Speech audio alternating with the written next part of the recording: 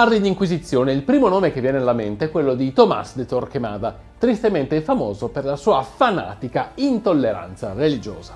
E un motivo c'è: la sua figura è diventata nel tempo quasi la personificazione della famigerata Inquisizione spagnola, responsabile della persecuzione e uccisione di migliaia di persone fra ebrei, musulmani e quelli che venivano considerati eretici. La prima minoranza religiosa ad essere presa di mira è quella dei conversos, ebrei convertiti al cristianesimo, chiamati spregiativamente marrani, ovvero maiali. C'è in questo qualcosa di paradossale, visto che Torquemada stesso discende da una famiglia di conversos, come scrive il cronista reale dell'epoca. I suoi nonni provenivano dalla stirpe degli ebrei convertiti alla nostra santa fede cattolica. In realtà è solo all'apparenza una contraddizione che peraltro riguarda almeno altri 2 fanatici inquisitori dell'epoca di origine ebrea. Lo storico Joseph Perez spiega che l'antigiudaismo militante di alcuni convertiti era dovuto al loro desiderio di distinguersi dai falsi cristiani, denunciando severamente i loro errori. Nonostante la sua fama successiva, parlare di Torquemada non è semplice per almeno 2 motivi. Della sua vita personale si sa davvero poco, mentre quello che si racconta di lui come inquisitore, fanatico e intransigente deve essere filtrato da tutto ciò che si è stratificato nel corso dei secoli a sostegno della cosiddetta leggenda nera dell'Inquisizione spagnola. Di questo argomento, su cui non c'è un completo accordo fra gli storici, parleremo a fine video. Prima però una comunicazione di servizio. Ho raccontato la storia dell'Inquisizione spagnola e di Torquemada nel primo libro di Manila Magazine, L'ultima ora, la storia dell'uomo attraverso la pena di morte, che è in questi giorni in prevendita su Amazon. I preordini si chiuderanno il 28 marzo e dopo non avrete più modo di scoprire la storia di Romilda, duchessa longobarda che venne fatta impalare dal suo stesso marito. Per preordinare il libro vi lascio il link qua sotto in descrizione. Grazie mille a quanti di voi vorranno spingere questa ricerca che abbiamo fatto in oltre un anno di lavoro. E ora, cominciamo!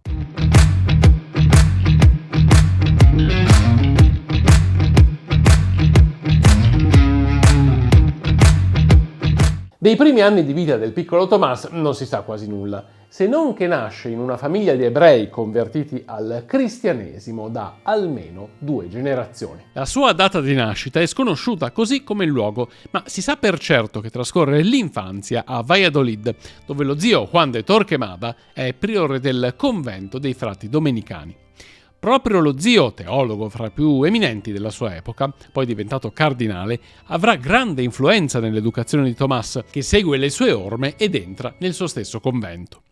I frati predicatori, comunemente detti domenicani dal nome del fondatore del loro ordine, Domenico di Guzman, hanno come missione originaria la lotta alle eresie e per questo l'Inquisizione viene affidata in prevalenza a loro. Tanto che il termine domenicani viene inteso per assonanza come domini canes, ovvero i cani del Signore, fedeli difensori della Chiesa contro le eresie. Ed è proprio questo il ruolo che Torquemada mostra di prediligere. Dopo aver probabilmente studiato all'Università di Salamanca, Tomás diventa priore del convento di Santa Cruz la Real, nella città di Segovia.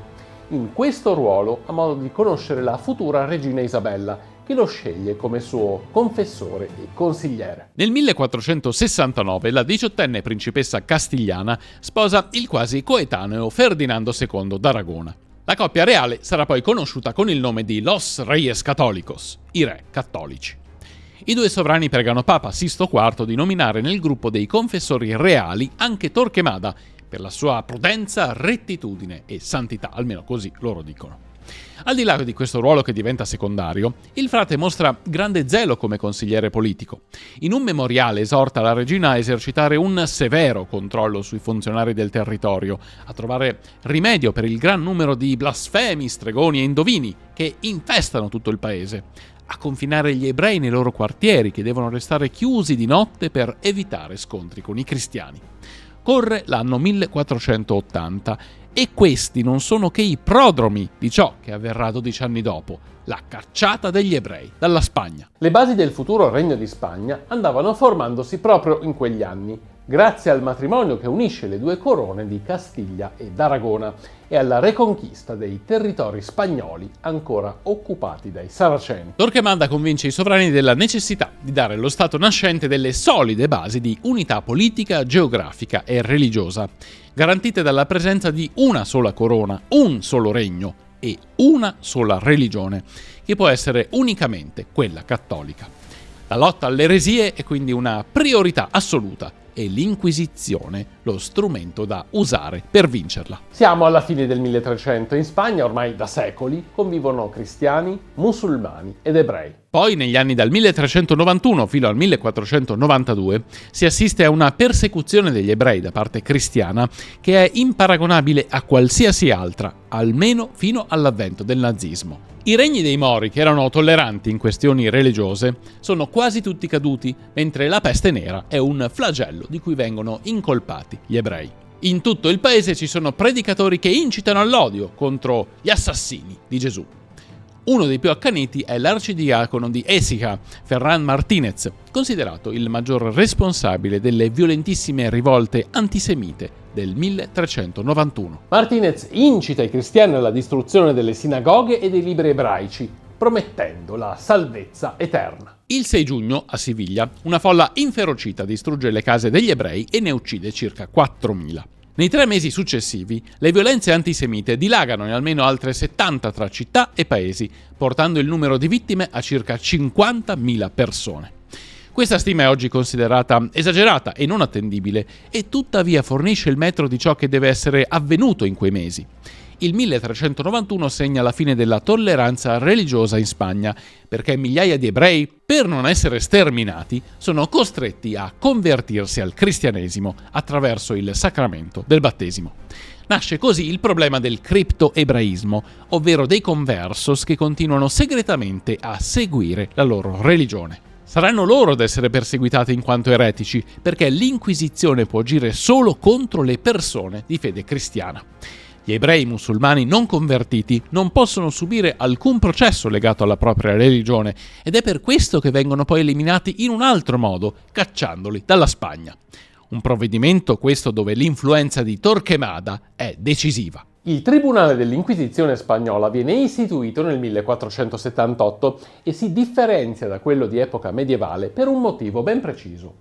A malincuore, Papa Sisto IV ne lascia il controllo ai re cattolici, che vogliono raggiungere quel risultato di unità religiosa del paese tanto voluto da Torquemada. La minaccia più grande è rappresentata dai falsi convertiti, assai numerosi.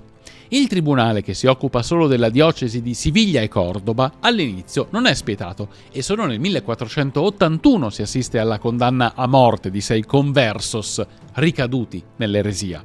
Insomma, i risultati raggiunti dall'Inquisizione non sono quelli sperati da Ferdinando e Isabella, che nel 1483 affidano a Torquemada l'incarico di inquisitore generale di Castiglia. D'altronde lui è confessore e consigliere dei sovrani e per di più appartiene all'ordine dei Domenicani che, come abbiamo visto, è in prima linea nella lotta alle eresie.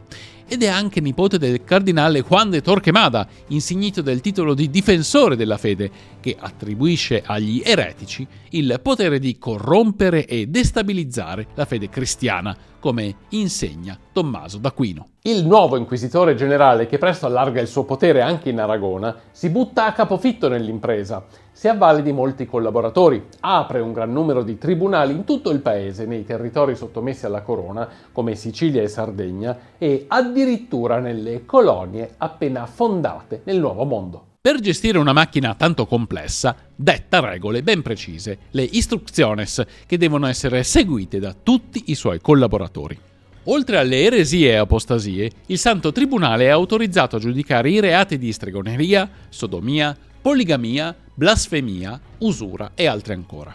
Frate Tomás, definito da un cronista dell'epoca come martello degli eretici, luce della Spagna, salvatore della sua patria, onore del suo ordine, inaugura la più lunga stagione di persecuzione di ebrei e musulmani convertiti, che prosegue anche dopo la sua morte, almeno fino al 1530.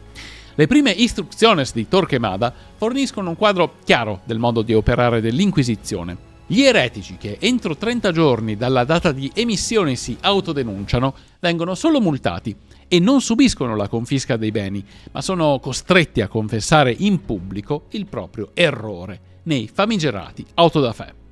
Quando però il pentimento è simulato, il disgraziato viene consegnato al braccio secolare per l'esecuzione della condanna a morte sul rogo. Condanna che arriva quando l'imputato confessa anche dopo più sessioni di tortura, oppure in seguito a testimonianze che non vengono rese al malcapitato, che dunque non sa nemmeno da cosa deve difendersi. L'episodio più controverso di tutta la carriera di Torquemada riguarda un presunto omicidio rituale avvenuto intorno al 1490, riportato come il caso del Santo Niño della Guardia. La storia che precede il processo è simile a quella di molti episodi analoghi avvenuti in tutta Europa.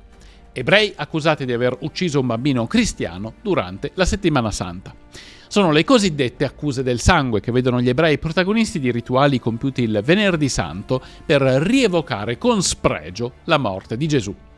Si pensava che i bambini fossero torturati e poi uccisi sulla croce, allo scopo di raccogliere il loro sangue, poi usato per scopi magici. E qui si potrebbe aprire una parentesi che risulterebbe però troppo lunga, sui miti globali che riguardano il sacrificio dei bambini. È sufficiente osservare come questi miti attraversino il tempo e lo spazio, partendo dal racconto del dio Crono che mangia i suoi figli, attraverso quello di Erode che fa strage di innocenti per uccidere proprio il Messia, per finire con l'onnipresente figura del temutissimo uomo nero che sorprende i bambini durante la notte. Miti trasformati in incubi che a loro volta si trasformano in realtà, come le accuse del sangue, responsabili di tante condanne a morte del tutto ingiustificate.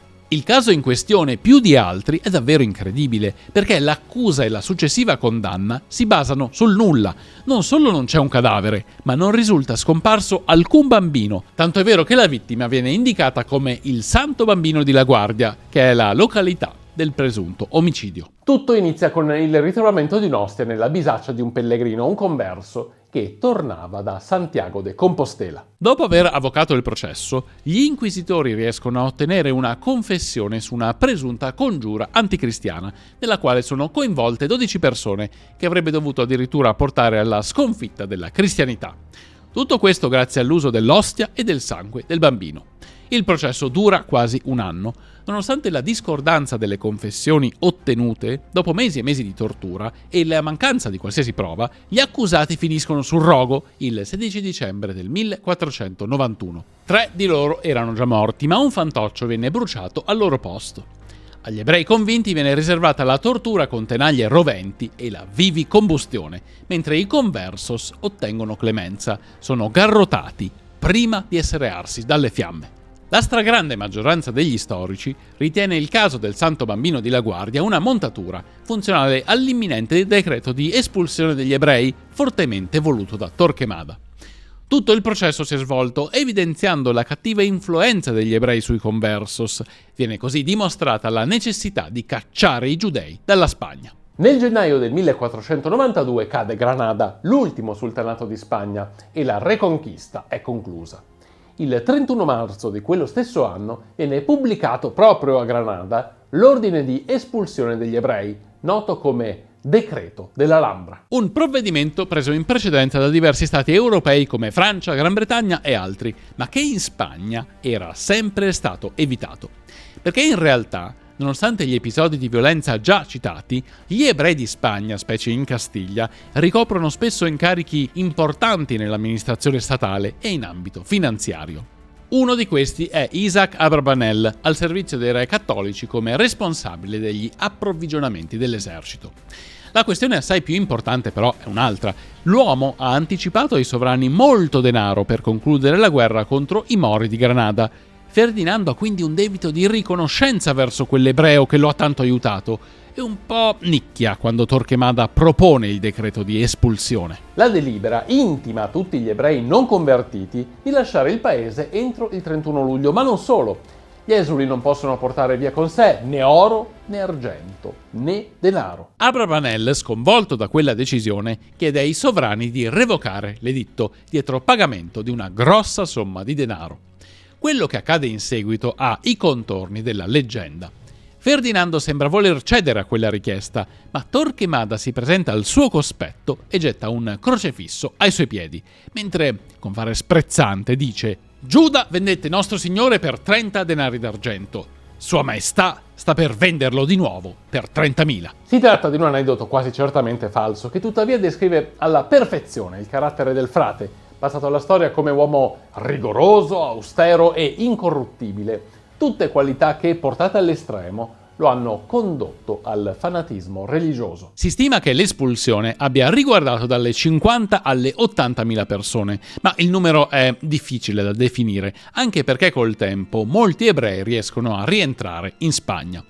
Occorre aspettare molti secoli per la revoca ufficiale di quel decreto, che arriva solo nel 1967. Torquemada perseguita non solo i criptoebrei e i mori falsamente convertiti, ma anche chiunque esprima opinioni solo vagamente non conformi alla dottrina, talvolta in base ad accuse lanciate anche 20 anni prima e da testimoni non proprio affidabili. Coloro che cadono nelle mani dell'Inquisizione per reati non capitali, innocenti o colpevoli che siano, per salvarsi non possono fare altro che sottostare agli umilianti autodafè pubblici. Finisce al rogo anche chi si limita solo a parlare male dell'Inquisizione. La situazione è talmente grave da richiedere l'intervento del Papa, che scrive ai sovrani lamentando episodi di violazione della giustizia, al solo scopo di impadronirsi dei beni dei condannati, incamerati dall'Inquisizione e dai sovrani, metà per ciascuno.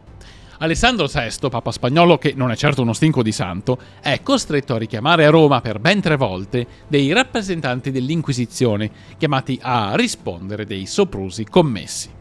Arrivano a lamentarsi col papa persino i re cattolici, a cui i conti non tornano. I beni requisiti finiscono quasi per intero nelle casse dell'Inquisizione e a loro non restano che le briciole. Torquemada non si dà per inteso e continua nella sua opera di difesa della fede cristiana, che lo porta a bruciare prima i libri ebraici e poi anche quelli arabi. Certo, il rogo di libri sembra poca cosa rispetto a quello delle persone in carne e ossa, ma è comunque indice del fanatismo del frate. Fornire qualche dato sul numero delle vittime sembra impossibile. I pareri degli storici sono totalmente discordanti e, mai come in questo caso, la leggenda nera che avvolge tutta la questione rende difficile venirne a capo. Che si tratti di migliaia di persone, 125.000 secondo lo storico Joseph Pérez, o poco più di 30.000 dando credito a quanto affermato a inizio Ottocento dal segretario generale dell'Inquisizione Juan Antonio Llorente, o addirittura solo 2.000, come sostiene lo storico delle religioni Agostino Borromeo, alla fine non resta che la realtà dei fatti. Quella della morte sul rogo di tanti innocenti, vittime non solo del fanatismo religioso, ma anche dell'avidità di chi, senza troppi scrupoli di coscienza, usava questo mezzo per impadronirsi dei beni dei condannati. Le notizie sulla vita privata di Torquemada, se mai ne ha avuta una, sono davvero poche, più che altro curiosità. Si può però affermare con certezza che nessuno, nemmeno i suoi più accesi detrattori, ne mettono in dubbio l'integrità, la dedizione al lavoro e l'incorruttibilità. Il frate conduce una vita austera, che lo porta a indossare vestiti molto semplici, a non usare lenzuola e a non mangiare carne. Rifiuta persino di concedere una dote alla sorella, preferendo mandarla in convento. In antitesi a questo spartano stile di vita, ama vivere in dimore lussuose, circondato da molti servitori, e quando è in viaggio ha un seguito di 50 cavalieri e 250 fanti. Nel 1494 Torquemada si ritira ad Avila, nel monastero di San Tommaso d'Aquino, fatto costruire proprio da lui. Mantiene comunque la carica di inquisitore generale fino alla morte, che lo coglie il 16 settembre del 1498. Le sue spoglie riposano in quello stesso convento fino al 1832, quando qualcuno decide di rubare le sue ossa per bruciarle in un simbolico autodafè. 2 anni dopo, l'Inquisizione spagnola sarà definitivamente sciolta. Francia, Gran Bretagna e Spagna, senza dimenticare Olanda e Belgio, sono gli stati che maggiormente sfruttano le opportunità offerte dalle scoperte geografiche del XV secolo, dando inizio alla colonizzazione di nuove e ricchissime terre. Tra queste nazioni, tutte colpevoli di orrendi crimini verso i nativi, la Spagna è spesso stata considerata la più spietata nei confronti dei popoli colonizzati. Questa convinzione nasce da un tipo di storiografia propagandistica, non sempre veritiera, conosciuta anche come la leggenda nera, che presenta la Spagna, la sua gente e la sua cultura sotto una luce quasi diabolica. Gli spagnoli vengono descritti come spietati, pigri, ignoranti e pieni di pregiudizi. Il motivo di questa parziale mistificazione va ricercato nell'odio provato da alcuni dei popoli europei conquistati dalla Spagna.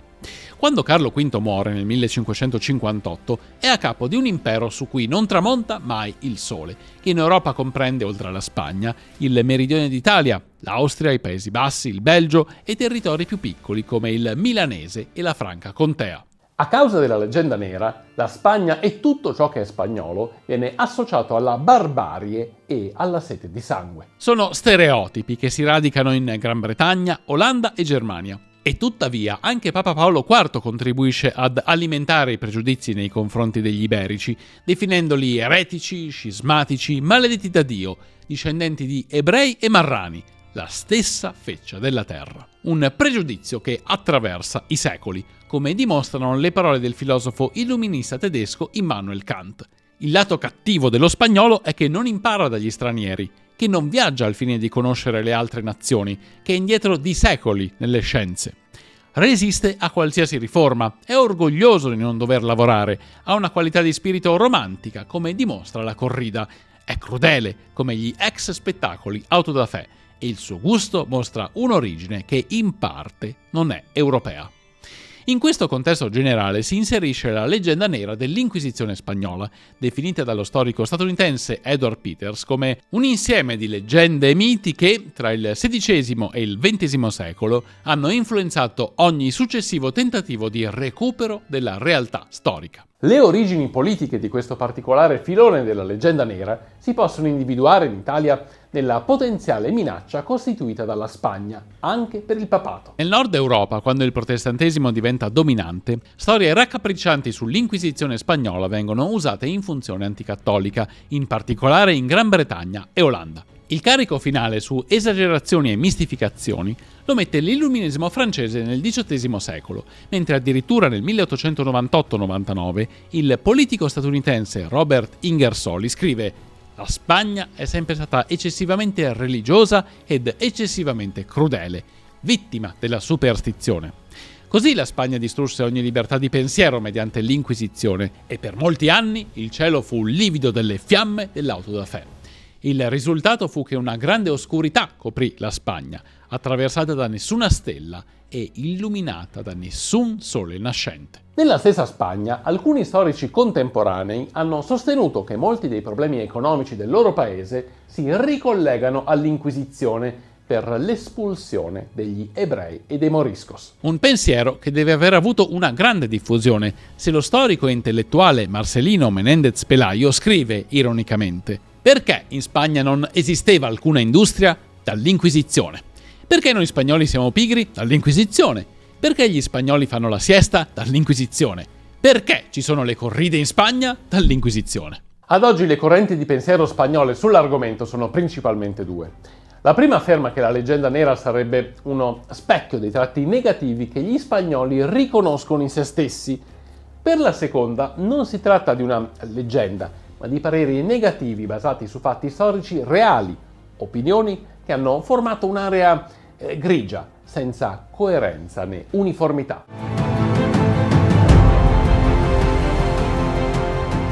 Isabella di Castiglia è ricordata in Italia più per aver finanziato l'impresa di Cristoforo Colombo che per quanto fatto in patria. Il navigatore genovese rimane senza la più accesa sostenitrice quando Isabella muore nel 1504 per un cancro all'utero. Ferdinando II d'Aragona, alla morte di Isabella, sposa Germana de Foix. Dopo varie vicissitudini e lotte dinastiche, Ferdinando muore il 23 gennaio del 1516, forse intossicato da un particolare afrodisiaco somministratogli dalla giovane moglie, che voleva a tutti i costi un erede. Il trono va invece al nipote dei re cattolici, che poi diventerà l'imperatore Carlo V. Sisto IV è il papa che fa nascere l'Inquisizione spagnola, ma è ricordato più che altro per il suo nepotismo, che lo porta addirittura a ordire una sanguinosa congiura contro Lorenzo de' Medici. Muore il 2 agosto del 1484. Isaac Abravanel è uno stimato politico, filosofo e grande studioso della Bibbia. Dopo il decreto di espulsione degli ebrei dalla Spagna, si trasferisce a Napoli, alla corte del re Ferrante. Dopo la conquista dei francesi si sposta fra la Grecia e il Nord Africa e infine a Venezia, dove muore nel 1508. Alessandro VI, alias Papa Borgia, è uno dei papi più chiacchierati della storia, per i suoi molti figli, per la condotta libertina e per il suo sfrenato nepotismo. Ama visceralmente il figlio Cesare, a cui vuole dare un regno indipendente, e usa la figlia Lucrezia per i suoi intrighi di potere. Muore il 18 agosto del 1503, forse per un attacco di malaria o forse per aver bevuto del vino avvelenato, destinato però al cardinale Adriano Castellesi, di cui era ospite.